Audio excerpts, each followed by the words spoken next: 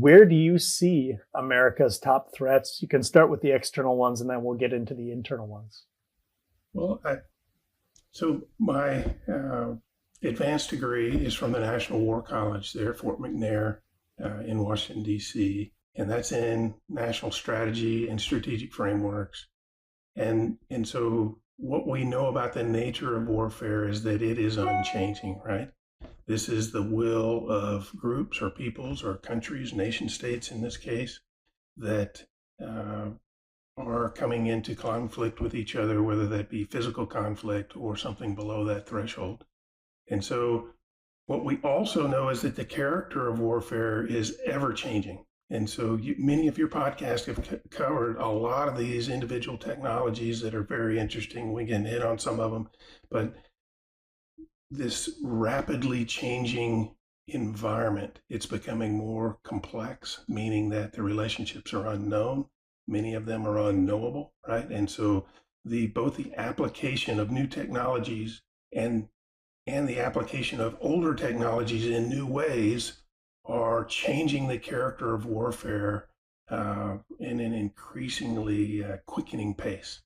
And so today, our rivals, our competition rivals, our peer or near peer rivals, right? China and Russia, and then the other kind of satellite bad actors, if you will, Iran, and of course North Korea, and then lots of other smaller groups who wish our nation harm. And so I think we have right now, we are facing a bit of a first world conundrum, right? We live in this little bubble that is isolated geographically from the rest of the world nicely. And so it buffers us and filters us a bit. But the American people go on day to day to day. And this is a blessing, right? That, we're just chasing our dreams and we're making our money and we're doing our thing, right? And whatever you choose to be passionate about and commit yourself to. But the fact of the matter is there are tens of thousands of people, both in uniform and in organizations, that get up every day to bring the demise of the United States, our people, to bring harm to our people. And so there's a myriad of threats that they are acting in these vectors, if you will. And we're a victim a little bit of our own success, right, militarily, right? So very quickly in the last kind of counterterrorism fight, the enemy elected, hey, going toe-to-toe is not really a good idea. So you know a little bit about the Marine Corps. I know Master Gun Stalker has talked to you about some of our Marine Corps' exploits in Iraq and Afghanistan and so on. So you know that the Marine Corps, as an example, is a very blunt instrument. So the enemy knows this as well, right? And so that has created, I guess, their incentive to act below the radar, if you will, to not elicit a response from America that is a blunt instrument like the Marine Corps. And so that is occurring across all domains, right, simultaneously. So when I say domains, I mean warfare domains, right? So air, land, sea, cyber, spectrum, space. It's happening. It's game on. And so applying these new technologies that you've been talking about in these areas to work to affect the United States is what these nation states are doing. And so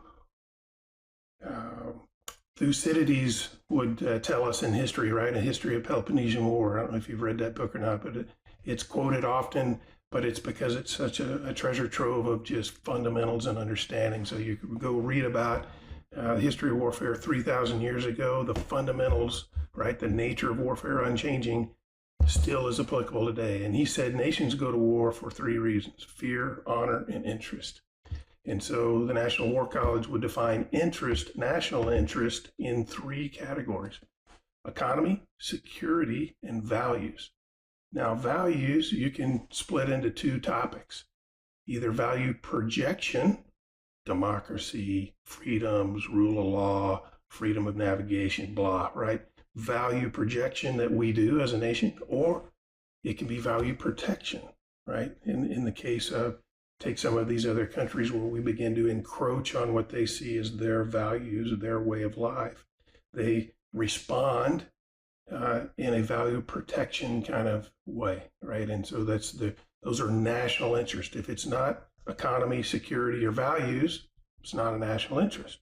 That's by the book. And so these competitive nations, what are they doing? Or why are they doing? What is this competition we're in? Well, one, it's economic, right? And two, it's security related. And then three, it's value related. And so within that lens, you can understand what, if you turn on the TV and you flip to what's going on in the Ukraine, right? The pundits would say, this makes no sense. What's Putin doing? It's not logical. But if you frame it within his national interest, right? Economy, security, and values makes all the sense in the world, right? He's not crazy. These other despots around the world, they're not crazy. And so as we, from our own lens, look at these complicated or complex problem sets, and the first thing out of our mouth is, well, that's the craziest thing ever. That makes no sense to me. Our instinct, rather than to assume, Kim Jong-un is crazy or illogical, we need to stop and to begin to seek to understand what is it that's in their interest here? How do they see it? Pull yourself around to the other side of the table. Some really good authors out there, Robert Kaplan, Philip Bobbitt, and some others, but study the regions and the areas, understand their history, because their history and their geography, right, their economy and so on, has shaped who they are as a people, why they think the way they do, what their proclivities are.